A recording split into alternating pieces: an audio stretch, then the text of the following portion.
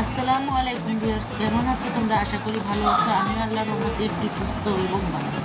যাই হোক, আজকে কী কী ইফতার করলাম তা তোমাদের শেয়ার করি। এখানে এলে গুড়ের শরবত একটা করেছি, একটা হচ্ছে রোহাবজার শরবত, আর এটা হচ্ছে ম্যাঙ্গো শরবত করেছি। ম্যাঙ্গোটা আমার ছেলের জন্য, আর এখানে ফুটিকা নিয়ে এসেছে আমার ছেলে, আর বোরহানি তো আছেই।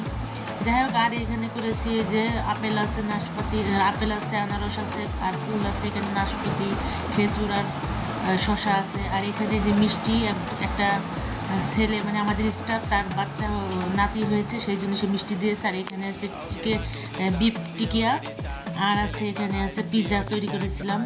দুটা পিৎজা তৈরি করেছে আমার ছেলে, একটা মেয়ে একটা, দুজনের জন্য দুটা লাগবে, এই জন্য দুটো পিৎজা তৈরি করেছিলাম। পিৎজাটা একটু ঠান্ডা হয়ে গেছে যদিও, তারপরও খেতে ভালো লেগেছে। যেহেতু আমি ইফতারের পরে খেয়েছি আর ভয়েসটা ইফতারের পরেই দিয়েছি, এই জন্য আমি বললাম। খেতে অসাধারণ হয়েছিল। যাই হোক, কেমন লাগলো আজকে ইফতারটা জানিও, লাইক কমেন্ট শেয়ার করো। আল্লাহ হাফেজ।